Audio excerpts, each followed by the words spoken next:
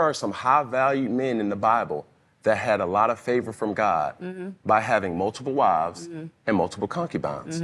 So you can't sit up here and say you want a man of God and not acknowledge the fact that, oh, in this society it's socially accepted, but in the Bible, when you talk about David, when you talk about Solomon, the the wisest person in all of earth, he had the most wives anybody has ever had, and concubines. And David, when David was in battle, he would go back to not only to save his wives, but to go back and protect his concubines.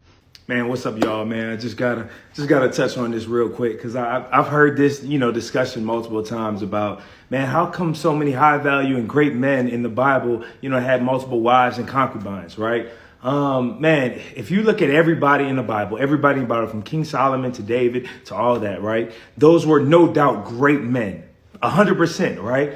Some of the most amazing men that's ever walked this earth. However, man, we cannot look at what they did in terms of having multiple wives and concubines as like a green card to do whatever we want to do, right? If anything, man, that inability to control themselves with one woman was their downfall, right?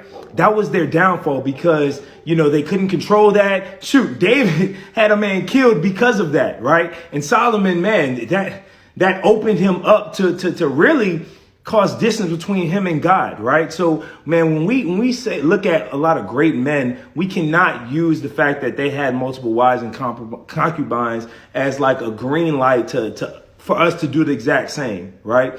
God, as being a man of God, as being a high valued man in today's world, a real high valued man, we have to be a man of discipline, right? A man of honor, a man of integrity, right? So in order to do that, God calls us as a husband, as a man of God, to love our wives as Christ loved the church. What did Christ do? He died for the church, right? And I mean that physically, if necessary, but mentally, emotionally, spiritually, and all those different aspects. There's no way we can do that just for one woman. We can't do that for more than one woman.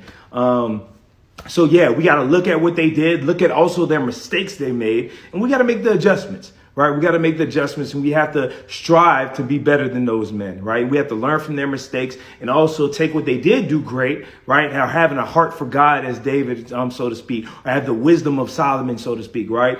And use that to our benefit. Right. Honoring God and honor what he's called us to do. So, man, I mean, I just wanted to hit on that. I know a lot of men in today's society try to use that as like, I don't want to say an excuse, but just a reason to have multiple wives and concubines. And man, that ain't the play. That ain't the play, right? God honors marriage, and God honors a man of discipline, honor, and integrity, right? So in order to be that, you got to do that with one woman and ain't no multiple wives and concubines. All right, that's my piece. I'm out.